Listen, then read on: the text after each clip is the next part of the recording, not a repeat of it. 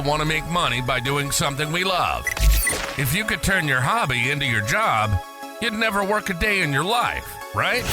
Welcome to Hobby Hustle, the ultimate podcast where collecting passion and business collide. Now, here's your host, Zach Nygett. Welcome, everybody, to episode 36 of Hobby Hustle. I'm your host, Zach Nygett, and I'm excited to have you here. Whether you're a first-time listener or a long-time member of the Hobby Hustle community, welcome. If you love collecting, storytelling, and diving deep into the world of collectibles, you're in the right place. However, I have one favor. I'm asking you to help support me with a simple task. Please be sure to like, subscribe, rate the pod with a 5-star review, and of course, share it with your fellow collectors. Finally, if you're watching on YouTube, drop a comment with your thoughts and suggestions. I appreciate the feedback. Now let's get into today's episode. Today's guest is an artist whose journey started on the football field before finding its true home in art. A multi-sport athlete growing up, his football career was tragically cut short by injury. But instead of letting that setback define him, he channeled his passion into something new, creating high-energy, emotionally charged sports artwork through the lens of a former athlete. Since launching his art career in 2015, he's built a powerful reputation in the sports world, working with pro athletes and top-tier companies like Fanatics, Goldin, and the NFLPA, as well as the Philadelphia Eagles. His mixed media style brings iconic sports moments to life, capturing the moment, passion, and raw emotion that makes the game so powerful. You can find him on Instagram at Spector_art or his website, SpectorSportsArt.com. I'm honored to welcome a sports fan and talented artist, Jordan Spector, to the show. Jordan, thank you for joining, my friend. How are you? What's going on, man? Great intro there. Appreciate it. I try to pump everybody up, man. I appreciate you guys taking time, so it's the least I can do for you. Yeah, for sure. Well, man, I see you're rocking the Super Bowl t-shirt, and you've had a heck of a run. I know you also got engaged, so congrats. So maybe tell us a little bit about the past few weeks. Yeah, man, it's been one heck of a run.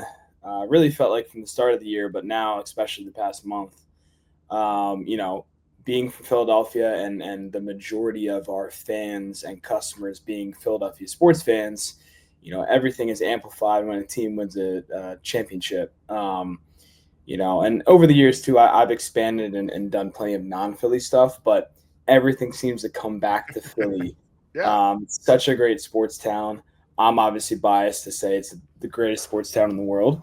But I'm from Chicago. I'll argue with you. We don't win as much as you guys do, but yeah. Chicago's another great one. There's certain towns that most people in the U.S. can respectfully say this is a great sports town. So I think Philly's definitely top 5 in that. I would think sure. Chicago as well. It's been a fun run. A lot of projects that I banged out as well in the past month, and there's gonna be several coming over the next month. So I'm just super excited to have these opportunities, and also just be in a position now as an artist to be able to not only get the work done, but be in a scalable position with my team and anything we're putting out, and being able to fulfill stuff in the way that we can. And it just used to not be this way. So yeah. Well, congrats across the board, man. And that's huge to be able to have the knowledge and the sort of peace of mind to have that team behind you too. Like you said, is a big thing, man. So congrats on all of that. So before we sort of dive into sort of the business side though, I like to sort of learn more about your early years and stuff. So some listeners might know who you are, some might not. So could you sort of tell us a little bit about your early years and sort of how you got into the art world? Yeah, for sure. So I've been an artist my whole life. When people ask me that question, how long have you been doing this? It's really been my whole life. I feel like any artist could say that. But throughout your life, you build that skill to create, right? That skill to draw. For me, it was drawing growing up most of my adolescent years. And then I eventually learned how to paint, then learned how to do a variety of mediums. But illustration was always my number one growing up. And I always did that for fun. It was always a hobby for me. Nobody really knew I was an artist aside from obviously family and then a couple friends. But, that didn't really take off until later in my life when I really dove into it further. So, yeah, the art has always been a part of who I am. And it's one of my really 2 passions. Yeah. Nice. I'm assuming sports is the other. Yeah, sports, and then number one sport for me is football. I feel like any former athlete is going to relate the most to the sport they played. So for me, that's football. Yeah. Because I can have a better appreciation not only for the game that I played, but like the specific position I played, which is running back. So, I just feel like that's natural. But yeah, those are my two passions. And now it's really cool. And I always enjoy being able to talk about it on something like this, because I definitely try to not take for granted that I can have my two passions tied together to be essentially what I do for a living, to be able to live out both those passions, so. Totally. Yeah. I mean, hey, bringing your passion together and turn that into your job, like that's the ultimate dream, man. Right. So it's like, it doesn't always feel like work. Sure. There's going to be speed bumps and, the occasional pain, but hey, overall, it's a pretty good life for you. Yeah, man. Yeah. You gotta sometimes settle down and say, listen, would I rather be running my own show or working for somebody? And some people like to work for somebody. I don't, but I think it's great to be able to do what you love. Hell yeah. That's awesome, man. Good stuff.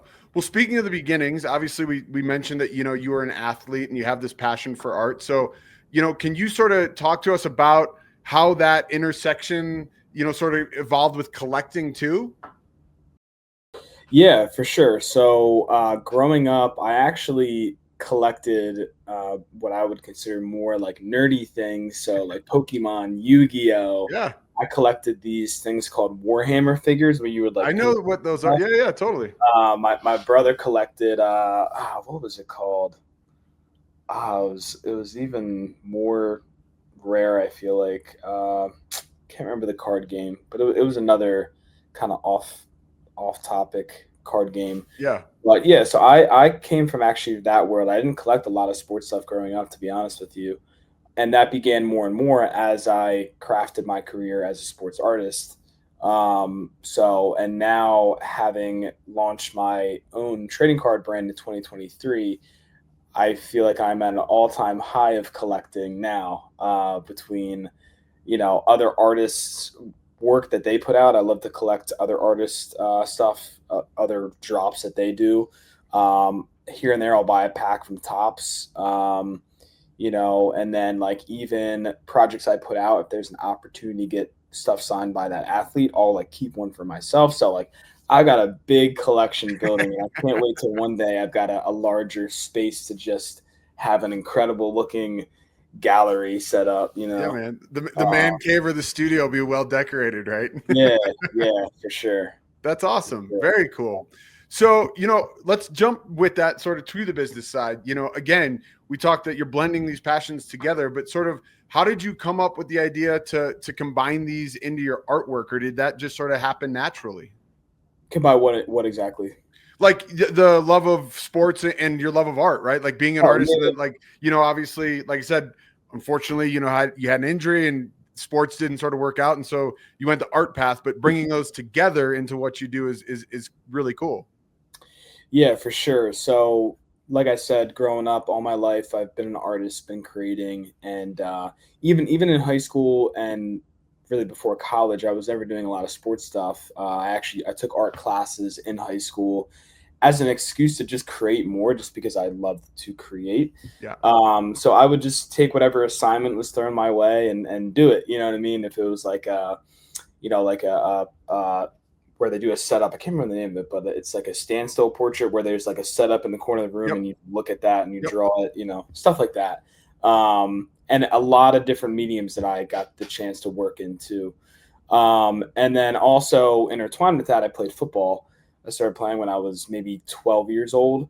And that became a bigger and bigger passion as I realized for myself that I was able to hang with the big dogs and play varsity football, and started to feel like, man, like maybe I can play in college type thing. So but when push came to shove, when it came to the college transition, I actually decided to go to Temple University and not play football. I wasn't recruited that high. I was only like D3, D2 recruitment. Yep.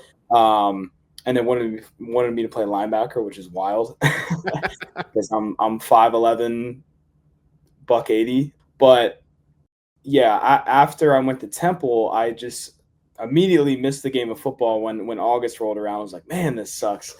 And I saw the size and the speed of some of the guys playing at Temple. I was like, I feel like I can hang with these guys. And I actually met a guy that lived in the same building as me who was training to walk on at Temple University. I was like, what do you mean walk on? So I realized that you can actually try out to make a Division I program, which I don't think they have that at every program, but I guess some do. So it was really cool. I trained my butt off for like 7-8 months and I was in the best shape of my life.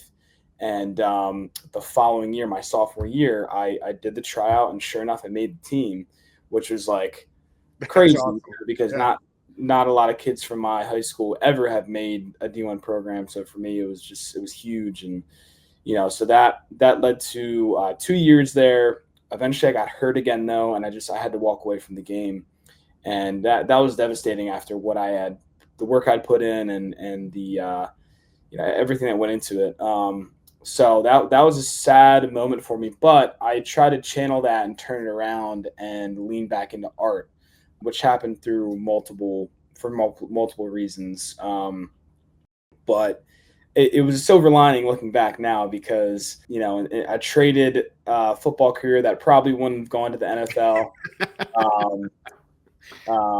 for art, and now that I do this for a living. So I feel like that was the best decision back then to go this route. And that's pretty much how it happened all the way back then. So stopped playing football, went back into art, and did it for fun at first. Made an Instagram, started doing the little things just to get my work out there.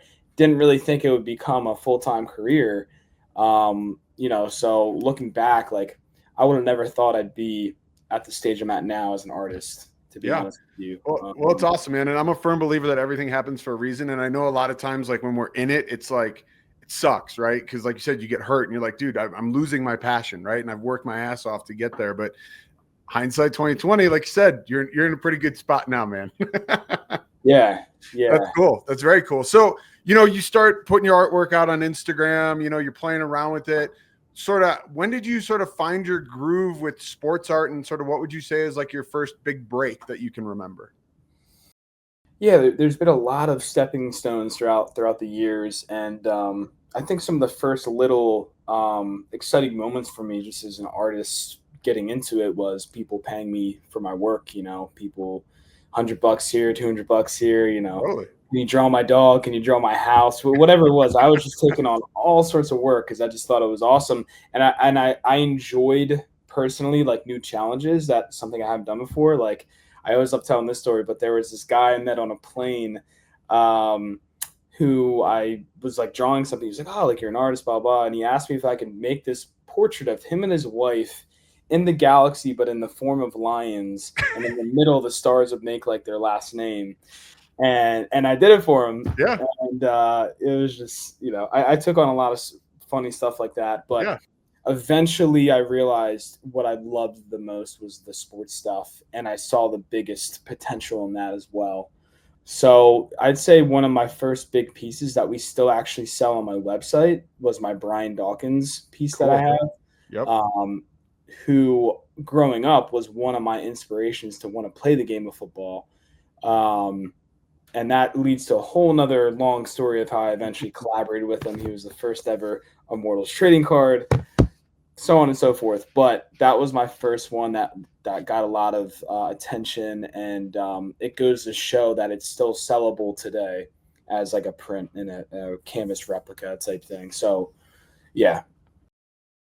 That's awesome, man. Yeah. I mean, B-Doc is a legend, right? Like, I mean, I have a ton of friends that are Philly fans, right? So, it's been fun for their rides, but B-Doc was somebody that I always sort of remember. And the Immortals one, I believe, is like, it's almost like an X-Man sort of like coming at you Wolverine style pose. It's a really cool piece. So people should definitely go check it out. I don't know if that's the first one, but the Immortals one is very cool. So yeah, the Immortals one is the newer one. And now we do sell that as a print. That's kind of how we've done the projects, where we'll have the card release, and then about a year later, we've re-released the art itself in a different format. Yeah. So yeah. That's cool. So, you mentioned that, you worked with Brian Dawkins, and you've worked with a ton of other amazing athletes across different sports, right? It's not just football. There's baseball, there's UFC, there's a variety of different things. Can you talk to us a little bit about sort of how you build those relationships and how you've gotten into the world of working directly with athletes?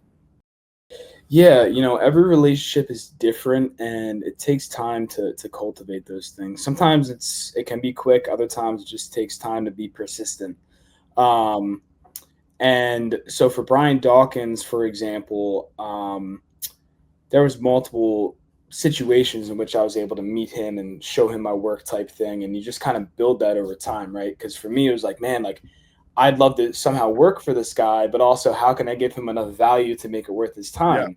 So when I first met him and showed my work, it was because I was invited to this like private event that they wanted to have my artwork at to be a part of their donation stuff so I could sell stuff there. And part of it was Brian Dawkins was there. This was before the ring ceremony in 2018. So I crafted up this large canvas of the piece I'd already made. And they ended up using it as a backdrop for him behind him for the whole thing. And then at the end, they formed a line outside for autograph and picture stuff. And so I brought the big canvas out, and me and Brian took a picture together, like flexing, like, yelling. It was awesome, and he definitely took notice then of that piece because he said, hey, like, I'd love to figure out getting this to you, blah, blah, blah. It took a little while to reconnect with him, which actually came through another individual I met who was like a former coach of his. And that led to me connecting with his wife and then flying the piece down to them in Florida and doing some video stuff with him. So like a lot of these things take time to build, or like nowadays, like I have so many great mutual contacts or people who are just looking out for me who want to connect me with a guy they know, and they'll put in a good word for me, so that can go a long way, just building great relationships and treating everybody the right way. And then they'll look out for you. You know what I mean? So it's easier when you have somebody who can vouch for you instead of you trying to say that you are who you are, Totally. So, hey, it's all about who you know, right, man? Like sometimes exactly. the connections are worth more than the business itself. Yep. Which is really cool. I got to ask you though, man, again, guys, you got to go check out Jordan's work on Instagram, on his website, spectorsportsart.com, because it's really some amazing stuff. But the recent piece with Saquon, he had that move where he jumped backwards in a game and you made it into this like Matrix piece, which is so cool. But like, was that something that you just did and then approached him, or was that a relationship? Or let's talk real quick about that piece in particular. Yeah, man, that piece was number 1, number 2 hit of 2024. And I always love these projects where it's spontaneous because I just seem to work the best when I'm under pressure. Totally. Like, I'm not under pressure from anybody but myself. It's just a clock or a limit I put on myself. Mm-hmm. And I just seem to work the best that way. I don't always like it because it turns into a week of me working 12 to 15-hour days. But for now, it's a way for me to really just tap into my creativity and challenge myself. And, that one, when the moment happened, I was actually watching it with my fiance, and like it's been fun as well as a side note with her because she's actually a really big fan now. Like she's like a diehard now, maybe even bigger than me. You created a monster. Yeah, seriously. And that just makes our relationship so much more cohesive, I feel, because football is a big part of not only my life but my business, so it ties together well. And we were watching that moment, and I had to stop. I was like, do you realize what just happened? Like I was like, that might be the most incredible human feat on the football field that's ever been recorded, so and months later I still would say the same thing. I don't know any athletic move that is more impressive than that ever. Anyways, in the flow of the game, just spontaneous. I'm going to jump backwards over a dude. Yeah. So I immediately was like, man, I know I have to try to create my own version of this moment. And I think it was Kevin Nagandi, who is a friend of mine. I saw him comment on something like straight out of the Matrix. And I think it was that comment that triggered in my head. I was like, man, like I got to make like a Matrix themed backwards hurdle. So that's really how it came about. And I was able to get that piece done in like 5-6 days. I was just grinding. and it came together so well. And a little backstory, like I won't give too much detail, but we were trying to collaborate with him and do a trading card of that moment. Even to the point where like trying to get like a game used Oh yeah, relic in a cool. game and something out of it, but it was too tricky. It didn't work out, and even now in the off season, we're still trying to make a trading card project happen with him. So hopefully soon that can come to fruition. Because I met him a couple times now, and I've talked to him about it. But yeah, that piece, man, was just such an incredible moment, and I'm glad the way it came together. So yeah, that's awesome. Well, job well done, man. Like I said, a lot of your stuff is just amazing, but that piece stood out, and obviously capturing that moment, like you said, it was like, you know, one of the top highlights of the year from a sports perspective, and then to have an amazing piece of artwork that you produced, and the Matrix, which is like an all-time favorite of mine. It's really cool. Yeah, it was one of those things where like most people know the Matrix, but even people that didn't know what it was, they still thought it was cool. So that was kind of cool to hear that type of feedback. Like, totally. I've never seen the Matrix, but this is cool, you know. So well, it doesn't hurt that like the green with the color match with the Eagles, it all just sort of works, man. Exactly. Yeah. That's awesome. That's awesome. So, you know, you have a lot of sort of like levels to your artwork, and I want to try to touch on all of them, but let's start with like your more traditional sort of canvas work. Can you talk to us a little bit sort of about your painting style and sort of how you approach, you know, those are sort of probably the origin works, I might assume? Yeah. So the main bread and butter for always has been initially all hand-drawn illustration, colored pencil, then pastel. Then I learned how to paint. I do a lot of work now on my iPad, so I'll draw it out on my iPad, still from scratch, but that's really opened up my creativity to be able to not only work quicker sometimes if I need it, but also just try different things. But I still like to get my hands dirty, so a lot of projects I'll do that, but then I'll get the canvas and I will add different layers to it with acrylic or whatever medium. Sometimes opaque paint as well. So you're like embellishing a print essentially at that point. Yeah. Or sometimes I'll just make a full blown original out of that. So I'll do the work twice almost, but like it creates a different type of layering that I can't get necessarily doing one or the other. So it's just like, that's why I kind of say it's a mixed medium. Yeah. Because at this point, like I do mix things up, but the end goal is that everything looks consistent, which I think is the case. And then I like to get my hands dirty too still. So like I did a mural, was that last year, like a 40-foot mural that was on a brick wall. And that was like 2 weeks straight of just me outside, like day and night. So, you know, and then like recently I did a hand painted football. I have a time lapse on my Instagram of that. I saw that. That's sweet. Yeah. And I just did that from scratch. That was my first time painting a football and it came out amazing. Was really happy about it. And so I still like to get like my hands dirty in that sense, but then I also got the hand drawn work on the iPad. It's just, I really like to mix it up. Yeah, totally. I think with any artist, right? It's like what inspires you, what lets you work, whatever you're feeling at that time, you know? So I think it's good to mix it up and then it doesn't get boring and stale, you know? It's like always refining your craft and figuring out new ways to create new cool techniques and styles. That's awesome. That's really cool. Yeah. But I'd always recommend to any artist, like if they come to me, like try to master the craft of hand drawing first. Yeah. Hand work. Then that'll make your transition to the iPad easier. But in reverse, I don't think would be as easy. I for sure agree with you. I traditionally train graphic design, and like you said, like, you know, those studio setups where you'd have to sit there and, you know, sketch whatever was fruit or human or whatever it might be, you know, like tedious work, man. And to go from digital to that would be definitely way more difficult. Yeah, because then like you already know how to layer by hand, you know how to do shadowing by hand. So doing it on iPad is that much easier. And now you can buy these screen protectors that are a paper feel, right? So you can get like specialized screen protectors, so it feels like you're drawing on paper. Like, yeah, very cool, man. That's awesome. Well, so okay, that's sort of your traditional, you know, original artworks, if you will.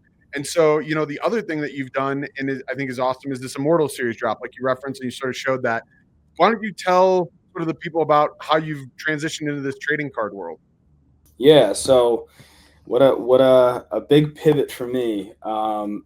This is the first ever Immortals project with Brian Dawkins. This is like the collector box that I came in. And so 2020 was really the first time I took notice of sports artists doing trading cards, right? You had Topps 2020. And then Topps Project 70 rolled around, and that was the first one that I had personal artist friends who were a part of it, like Chuck Styles. Well, Blake was a part of the first one too, but I didn't really meet him till Project 70. So like there was guys who like I was rooting for that I saw doing the projects. I was like, man, that's cool. And I started to get more and more intrigued, like, okay, like this thing is legit. Like, how can I do my own cards? Because at this point, like Topps doesn't hit me up. No companies hit me up. I'm like, all right, like I get it. Like, hustle on your own, man. Make it happen. I'm not gonna get mad about it. So that was a little extra motivation, inspiration. I want to do my own thing. So I was like, you know what, I can make this happen. And it was a lot of work and a lot of research. But 2023, I finally came to the point where I came to Brian Dawkins and his manager and said, hey guys, like here's what I'm thinking. Do you guys want to do this? I'd love for this to be my first ever launch, blah, blah. And we rolled with it. I think it was even a year before that I started mentioning it, but I wasn't ready yet. It wasn't there yet. But like you said earlier, everything happens for a reason. The timing happens for a reason. And, that first launch was a long drag, but it took us about 3 months from putting out, hey, this is coming, to it actually going out. But the timing worked amazing. So this is our first ever release, Brian Dawkins, Immortals 1. So when you open up the box, it has a certificate of authenticity. Very cool. Let's spell out. And then the reveal. We've got the B-Doc. That's so cool. And this was the art I created for the project. Everything comes in a one-touch in a plastic seal bag as well. Yep. And guys, I don't know if you can see through the camera. I had the opportunity. Jordan had been a part of the After Hours artistry, but these are such high quality trading cards. I mean, the print quality, the packaging, the foil on some of these cards, and there's like variations too, right, Jordan? Like it's not just one. Like there's potential sort of hits, if you will. Yes. Yeah. So that has evolved a lot. Yeah. But for the Dawkins one, we had a couple variations.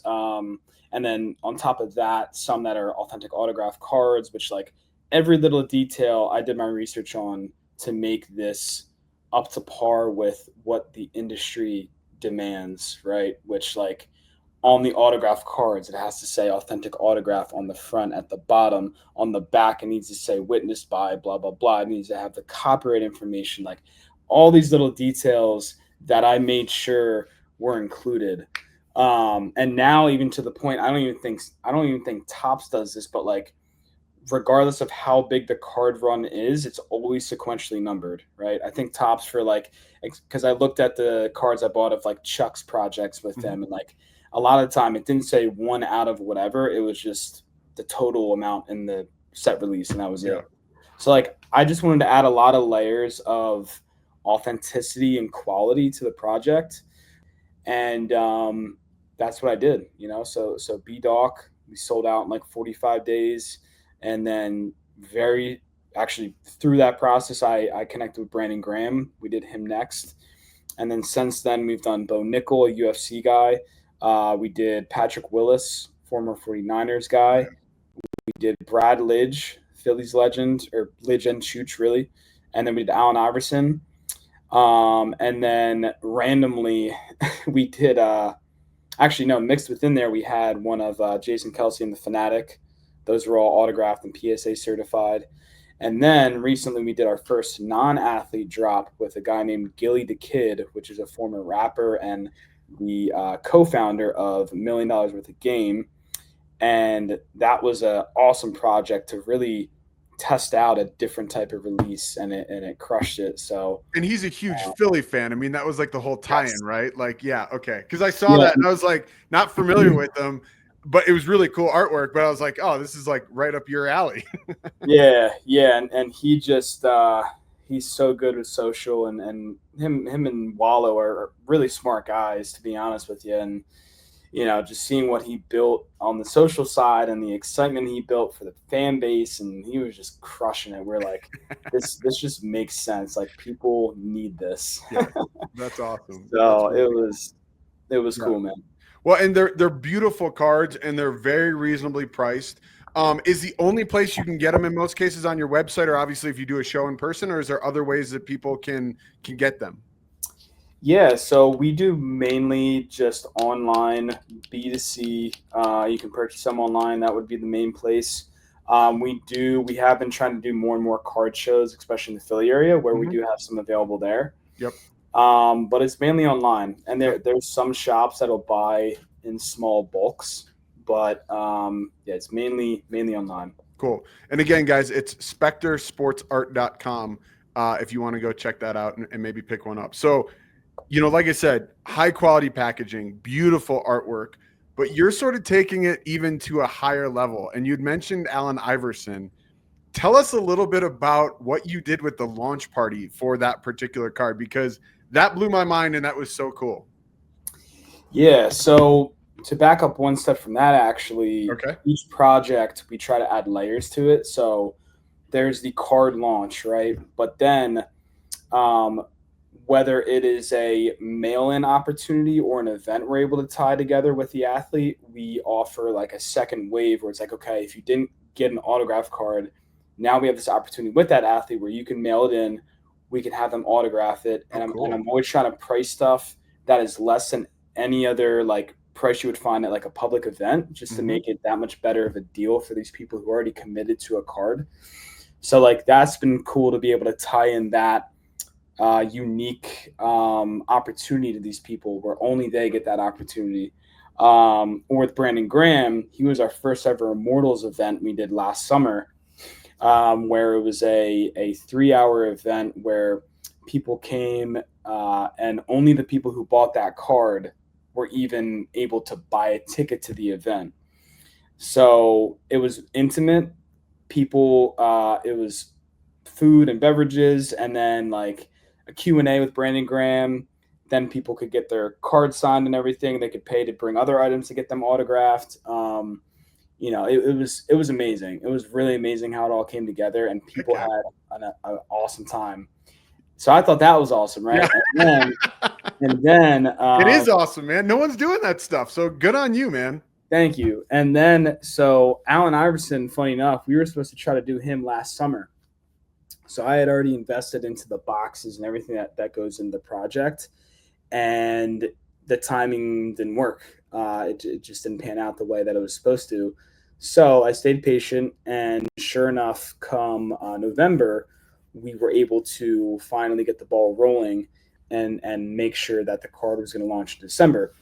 But on top of that, there is a good friend, client of mine. He buys a lot of my stuff, and he is a huge Allen Iverson fan. I don't know if he's number one, but he's got to be. He's up there. He's up there as an Allen Iverson, Kobe Bryant collector. Okay. When I first started getting into the card stuff, like, it's crazy to think back now, knowing what I know now, but like, he had these cases of these cards that, like, if Ken Goldin got his hands on that, he would lose his mind type thing. Like, he's the type of guy you would see on Goldin, with his type of collection. But anyway, so really great friend. His name is Nico, and he offered to me, he said, hey, like, if you want to do an event, I think we could do it at my parents' place, which is this incredible mansion. Big Greek family. They have multiple businesses that they own, and just great people. And he offered that. I was like, say no more. We only have 11 days, but say no more. So, because like with Iverson, like, it's a little trickier, especially with his schedule. Like, you got to try to do things when he's going to be in town, right? So we had to do it around multiple things going on.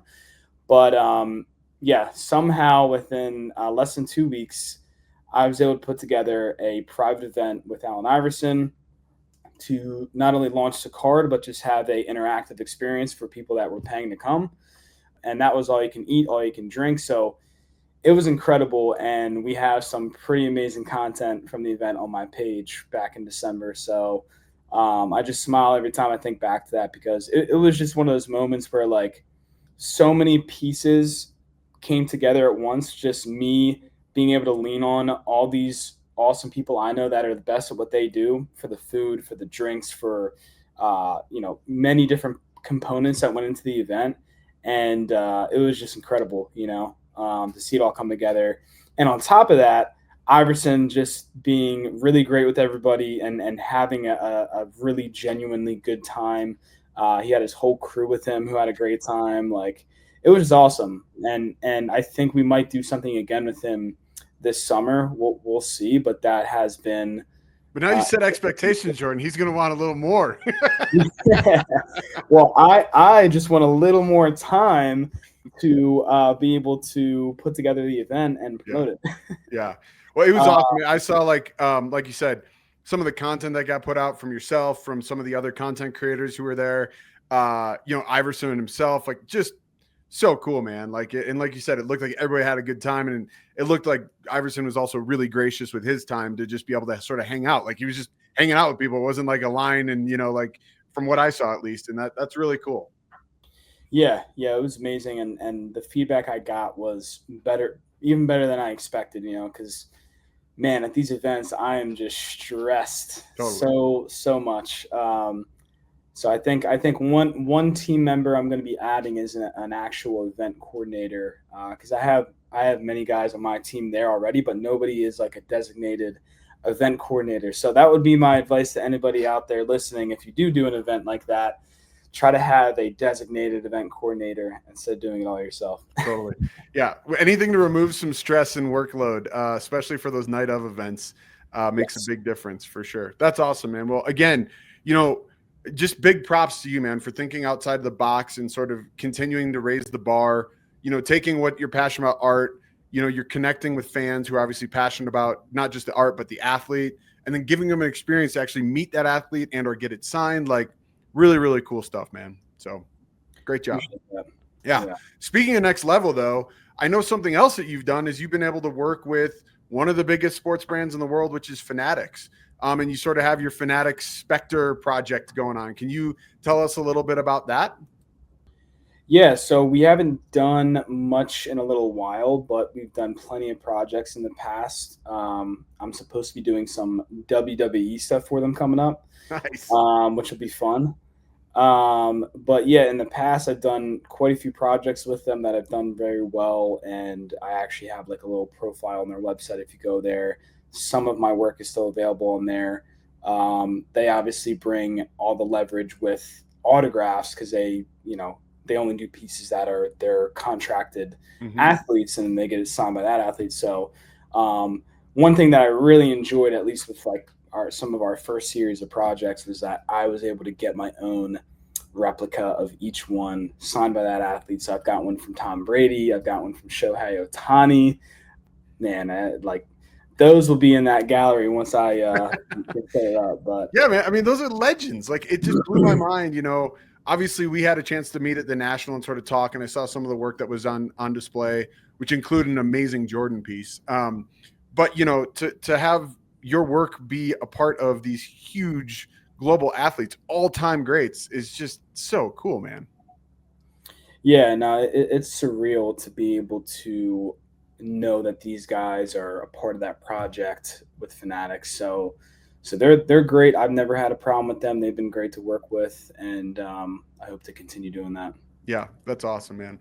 Well, obviously you're grabbing the attention not only from the general public, from celebrities, from big brands. I'm sort of curious, talk to us a little bit about sort of what factors have played in your success and sort of how you've marketed yourself.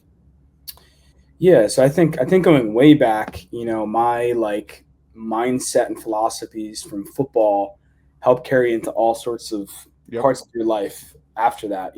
Just the discipline and the hard work and the communication with people, and I think that has been a big influence for me. And so that helps. And I think that just always being open to opportunities has helped as well. Just being able to, like, going to the National and not really having a set plan, but with the mindset to go there and connect with people, like yourself included, and just see what comes out of it. You know what I mean? Yeah. So that's always been a big factor for me. Yeah. Is carrying that. That's awesome. So on that note, though, obviously meeting people, having the work ethic is all really important, but, getting your name out there. Are you doing, is a lot of that through social? Is there some more traditional marketing? I know you work with big brands. Is it from that, or is it a combination? Like, do you sort of have any sense of what's worked better than others, maybe just for sort of some, aspiring artists? Yeah, for sure. So there is many ways to advertise, right? But the first place to start, obviously, and that'll always be the bread and butter, is the organic marketing. For me, with this day and age, with the short form video content that is continually the way to go viral or the way to grow a following, I'm always trying to make sure I'm doing content like that. And the easiest way to do that is to go on Instagram and scroll through the reel section. You find, like for me, you find a video in your niche of an artist, take that video, don't copy it, but use the same principles, use the same music, maybe the same like synchronization of the song, something like that, to make your own version of it. So I'll do that a lot, and I'll just try to mix it up between photo and short form content. And I have multiple video photo guys in Philly that I can choose from for different projects that I'll work with to get content. So that's a big part of it. And there's the other game of paid advertising, which I didn't even realize was a thing until 2020, which is really what helped take my business to the next level. Combination of paid advertising and also having the ability to be scalable, at least from a print on demand perspective. So paid advertising is still a big part of my business. That is Facebook and Instagram ads, Google paid advertising. There's other stuff out there too, but those are the two big focuses. And then on the back end, as part of the website funnel, having a CRM in place for email marketing. And now we have an SMS platform as well that we use for text message marketing. So I think that's super important over the years to build that database of customers so you have their direct information. God forbid social media goes away, you still have all these people in this completely private channel, right? Which is email. So I treat email and text message as social media, right? Yep. Like I talk to my customers in my emails. I still write all of our email campaigns and stuff like that. So I think those are many different ways that we have marketed and continue to market that way. Yeah. I love that. That's some amazing advice. And I got to be honest, it's refreshing to hear, obviously you are an artist first, but to have the knowledge and the power that you're leveraging technology to, help spread the word. And I think that's obviously so important because I know there's so many talented artists out there, right? Like we see their work all the time, but they never sort of make that impact or be able to get to the next level. And I think what you just suggested and some of those tips and tricks are extremely valuable, man, for people to really lean into. Yeah. And this is why I, every time I do one of these, I'm like, man, I need to get on that podcast idea. Well, you can come on Hobby Hustle anytime you want, Jordan. We can do a marketing, a whole marketing subsection. That's awesome, man. Well, you've had a ton of success. Obviously, you're doing great. You have a lot of things, that are coming up, but there's always bumps in the road, right? So I'm curious, and I really like to learn from people. It's not always roses. So can you tell us about some of the challenges that you sort of had to overcome and how you got through those? There is a challenge almost every day. And you need to be prepared for that. Not from an artist perspective, from a business owner perspective. And that's what it is. That, like, as an artist, if you're considering doing your art as a career, what you need to realize and question yourself on is if you want to go down that rabbit hole, because for a lot of artists, it can take away from the joy of creating. For me, thank God it hasn't. But it's a ton of work, right? And like some people will say a business like this, it's 30% art, 70% marketing. I like to think it's more 50-50, Yeah. You have to have a good product, and you have to prove to yourself that whatever you're creating is going to sell. Totally. So market approval is always a big one. But yeah, I mean, I'm losing my train of thought. That's okay, man. Yeah, no, Uh, just sort of some of the other challenges maybe that have come your way and sort of how you've yeah. gotten through them. So the challenges that kind of come with that are time management, which is always one of my biggest challenges, just because I am purposefully taking on a lot. So it could be hard to manage my time between answering emails, social media, creating, putting together a proposal or a plan for a project, things of that nature. And I like to always say 1 hour at a time, 1 day at a time, because that's really how you have to treat it. At least in my opinion, from my experience, and it also goes to show that, I don't think that's cool or fun to be the sole guy running the whole show. Like, I think the goal for everybody should be to build a team around yourself that can fill these voids that you need help with, right? Which is something I'm continually working on, right? I have a couple people who work for me and help me run my business. So that's ever growing, and that takes time. Yep. And then the other thing is just patience for opportunities, patience with your own work. Another thing I struggle with to this day, but a big principle that I live by, not only for my business, but in life in general, is to focus on what you can control, right? Because there's so many things we cannot control. We literally can't control it. You know what I mean? Yeah. So if an opportunity doesn't work out, well, did you do everything in your power to control it that you could control? Yeah. So you can get caught up sometimes in why didn't this happen, or why didn't things go this way, or why did this artist get this opportunity, or why did this business do this? You can get wrapped up in it quick. And for me, I've always tried to have that principle in my head, and also, I guess, again, from a football perspective, try to compete with myself. If you just focus on competing with yourself and leveling up versus other people, then you're going to find yourself in a much better mental space. That's from my experience. So yeah, time management, patience, and just in general being consistent, right? Whether that's making sure you're creating a little bit every day. Listen, there's days I'll go days without creating sometimes, and I hate it. But just doing something that's going to help you grow what you're trying to grow, doing a little bit every day, even if it's an hour. Yep. No, I all of that is amazing advice, man. I think, for me personally, I need to heed some advice about the team, because I'm pretty much one man show, and it gets to be a lot, Yeah. Like you said, I'm always striving to be better, just like you said, and that 1% better every day or whatever it is. And then staying consistent. And, I think what's really important though is you can't control everything, right? And especially in the social media day and age, I think it's important from a mental standpoint to be like, hey, like you said, did I put forth my best effort? Did I do everything I could to control what I can? The rest of it, you can't worry about. Whatever's going to happen is going to happen, and you hope it's positive, but it's not always going to work how exactly you thought, and that's okay too. Like maybe something else opens up because of that. So, wise advice, my friend. Wise advice, Jordan. So, hey, we've talked about a lot of really cool stuff that's happened. We've talked about some of the challenges that you've overcome, but your journey as a whole has been an amazing one.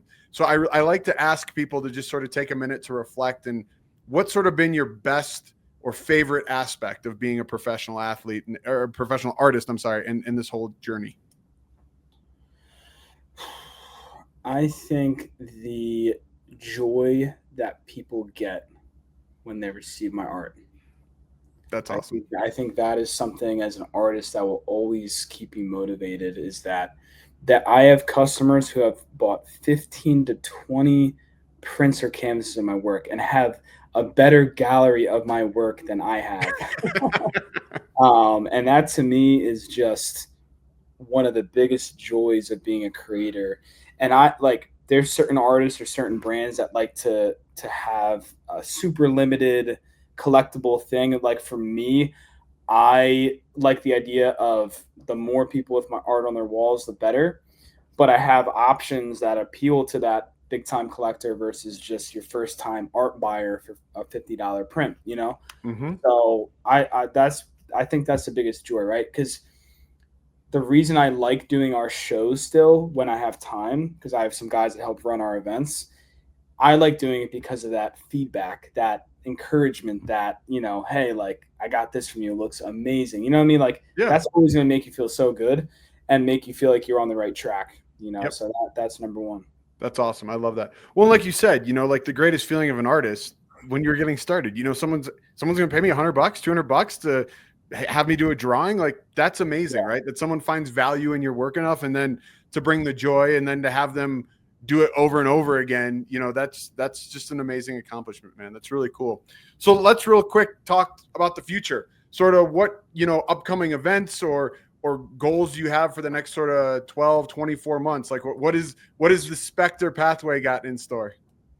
Yeah, man. Well, it's always hard to plan this stuff out, especially for the trading cards, because pretty much all the projects we do are direct partnerships with that athlete. So that ebbs and flows based on what opportunities we have, based on who we're able to lock in and deal with. And right now, obviously, the peak is the Eagles fan base and everything going on in Philly. So I have quite a few things dropping over the next couple of weeks, including a whole series of trading cards, awesome, which is going to be a lot of fun. And then there's going to be multiple Eagles projects throughout this year that we're doing, card projects. And another UFC guy we're actually doing. I'm not sure when we're launching yet, but an up-and-coming guy named Peyton Talbot. Wow, this is cool, man. Yeah, so like the evolution of the box has been fun, right? Like this is crap in my opinion compared to what we have now. This is a foil holographic box. So even the box is made out of a foil material. You can see the immortals there. And like, so this is the crazy thing, right? Actually, I haven't really put this out there yet, but we're going to do a lot of advertising for it. Love it. To my knowledge, nobody has done this before. But remember those 3D movies you go to where you have the glasses on with the red? No way. Yes. So yeah.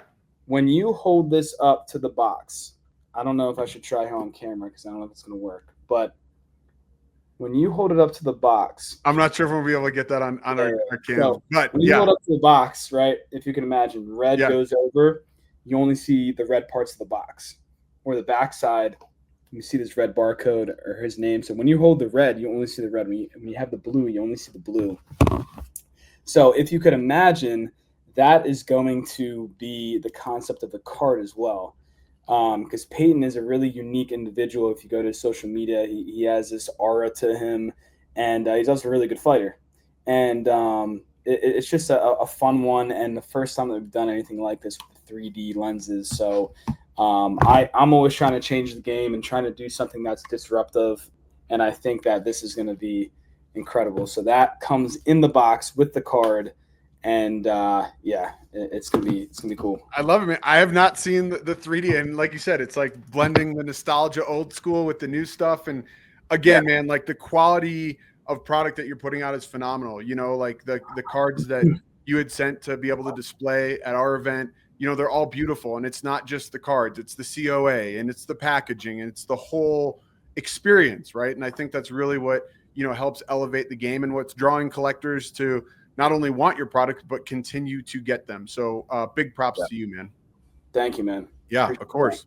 So, hey, I want to be respectful of your time. You've taken, a good chunk to talk with us. But before I let you go, I like to ask all my guests sort of if you could give one tip or piece of advice, which you've given many already, but, to aspiring artists, like what would that sort of golden rule be that you could tell them?